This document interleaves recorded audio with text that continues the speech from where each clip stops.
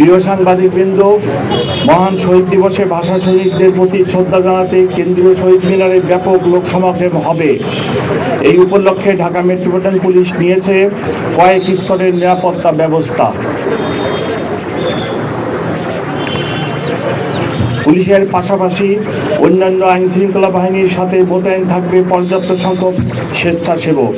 সর্বসাধারণের নিকট আমাদের বিনীত অনুরোধ, যথাযথ শৃঙ্খলা ও শহীদ মিনারের পবিত্রতা বজায় রেখে আপনারা মহান ভাষা শহীদদের প্রতি শ্রদ্ধা নিবেদন করবেন।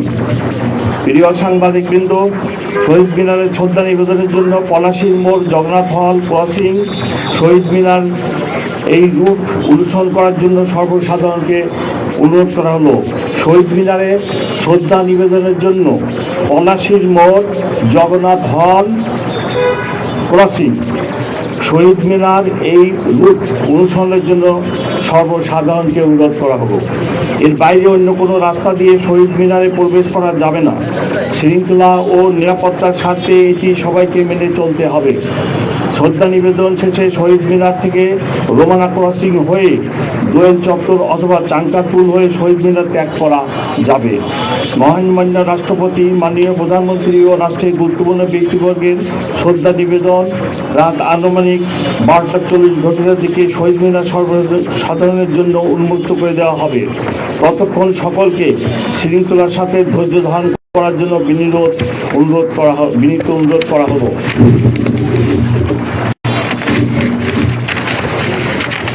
প্রিয় সাংবাদিকবৃন্দ, কয়েকদিন পূর্বেই অনুষ্ঠিত হয়ে গেল ত্রয়োদশ জাতীয় সংসদ নির্বাচন।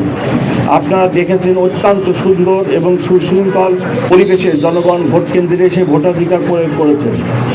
কোথাও কোনো নিরাপত্তা সংখ্যা ছিল না। অমর 21-এর অনুষ্ঠানেও কোনো নিরাপত্তা সংখ্যা নেই।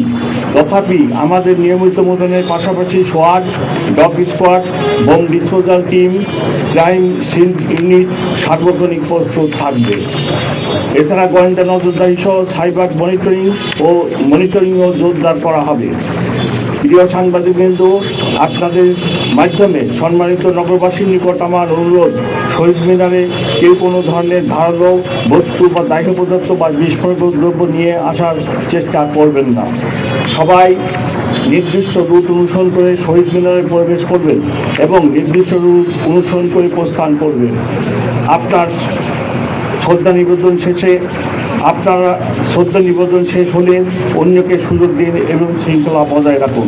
প্রিয় উপস্থিতি, নিরাপত্তা ও শৃঙ্খলার স্বার্থে সন্ধ্যার পর থেকে ঢাকা বিশ্ববিদ্যালয় এলাকায় প্রবেশ পথে কিছু ডাইভারশন চালু থাকবে। ঢাকা বিশ্ববিদ্যালয় এলাকায় বসবাসকারী শিক্ষক, ছাত্র, কর্মকর্তা, কর্মচারীগণ সেসব ট্রাফিক নির্দেশনা অনুসরণ করে আমাদের সহযোগিতা করবেন।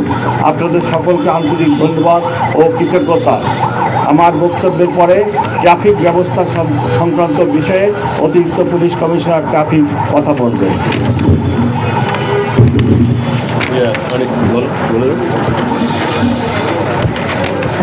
আসসালামু আলাইকুম প্রিয় সহকর্মীবৃন্দ, আমাদের মাননীয় কমিশনার মহোদয় যে ব্রিফিং করলেন স্যারের ধারাবাহিকতা বলছি। আমাদের মহান শহীদ দিবস ও আন্তর্জাতিক মাতৃভাষা দিবস উপলক্ষে মূলত আমরা 7টি জায়গায় আমরা ট্রাফিক ডাইভারশন দিব। আমাদের Shahbag crossing, Nilkhet crossing, Shahidullah Hall crossing, High Court crossing, Chankharpul crossing, Palashi crossing এবং বক্সিবাজার ক্রসিং, এই জায়গাগুলোতে আমাদের ডাইভারশন থাকবে। এবং এই ডাইভারশনের পরে আমরা ওখানে প্রত্যেক ডাইভারশনে আমাদের লোক থাকবে, নির্দেশনা থাকবে যে কোন দিক দিয়ে আমাদের যাওয়া চলাচলটা হবে।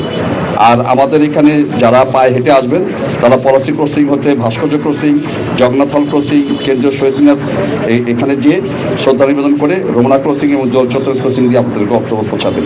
তো আমরা আশা করি যে আমরা যে ট্রাফিক ব্যবস্থাপনা নিয়েছি গত প্রত্যেকবারের মতো এবারও সবাই আমাদেরকে সহযোগিতা করবেন এবং আমাদের সবার সম্মিলিত সহযোগিতায় আমরা রাষ্ট্রীয় এই অনুষ্ঠানটি অত্যন্ত সুচারুভাবে সম্পন্ন করতে সক্ষম হব।